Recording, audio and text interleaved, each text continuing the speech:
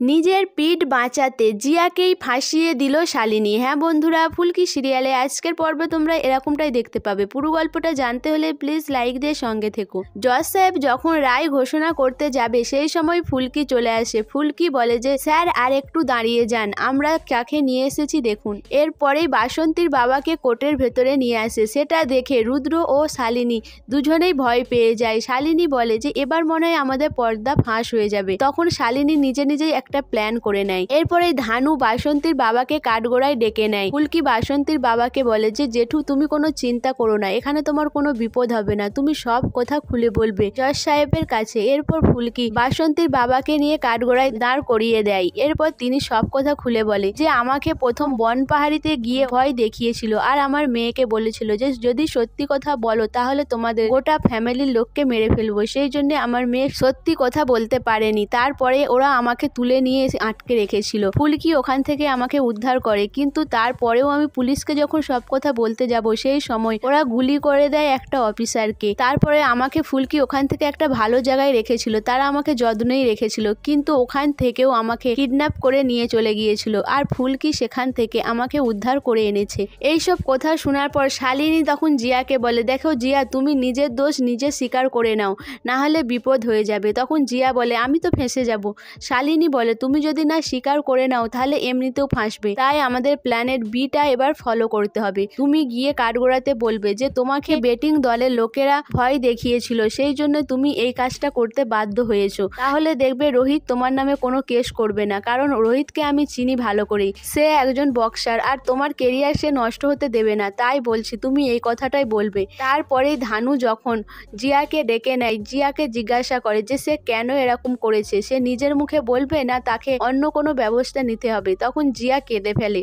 জিয়া বলে জজ সাহেব বিশ্বাস করুন আমি এই কাজ করতে চাইনি, কিন্তু আমাকে জোর করেছিল, সেই জন্যই আমি এই কাজ করেছি। তখন ধানু বলে কে জোর করেছিল, তাদের নাম বলো। তখন জিয়া বলে তারা নাকি বেটিং দলের লোক, তারা বলেছিল যদি আমি রোহিত স্যারকে না ফাঁসাই তাহলে তারা আমার কেরিয়ার নষ্ট করে দেবে। তখন বলে কেন তারা এই কাজটা করতে বললো তোমায়? তখন জিয়া বলে যে আমাকে করতে বলেছিল কারণ আমার জিতার নিশ্চিত ছিল, কিন্তু ফুলকির খেলা দেখে তারা ভয় পেয়ে যায়, ভাবে যদি ফুলকি জিতে যায়, তাই তারা ফুলকি বক্সিং থেকে সরানোর জন্য এই কাজটা করিয়েছিল, কারণ যদি রোহিত স্যারের দুর্নাম হয়ে যায় তাহলে ফুলকিও আর বক্সিং খেলবে না। এই কারণেই আমাকে এই কাজটা করতে বলেছিল। আমি ক্ষমা চাইছি স্যারের কাছে, স্যার আমাকে ক্ষমা করে দিন, ভুল করেছি আমি অনেক, আমি নিজের কেরিয়ার গড়ার জন্য আপনাকে দুর্নাম করেছি, আমাকে ক্ষমা করে দিন। এরপরে জিয়ার উকিলকে জজ সাহেব বলে যে আপনার কিছু বলার আছে? তখন তিনি জানায় যে না, তার কিছু বলার নেই।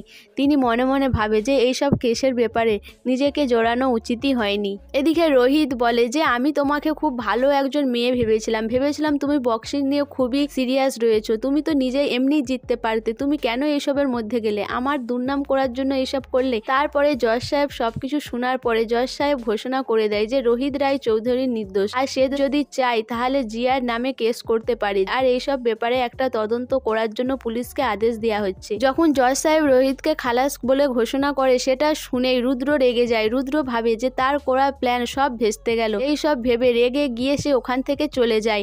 এদিকে শালিনী ঠাঁয়ে দাঁড়িয়ে থাকে। শালিনী ফুলকির উপর রেগে যায় যে ফুলকির জন্য তার প্ল্যান সব ভেস্তে গেল। এরপর ফুলকি রোহিতকে বলে যে স্যার আমাদের মানত পূরণ হয়েছে, আমরা এবার বুড়ো শিবের কাছে যাব, গিয়ে পুজো দিয়ে আসবো। জিয়া এসে রোহিতকে বলে যে স্যার আমাকে ক্ষমা করে দিন, আমার নামে কোনো কেস করবেন না। তখনই ফুলকি বলে স্যার তো কেস করবেই, স্যারকে ফাঁসাতে চেয়েছিলিস না, স্যারের অনেক দুর্নাম করেছিস, কিন্তু এখন স্যার তোর নামে কেস করবে।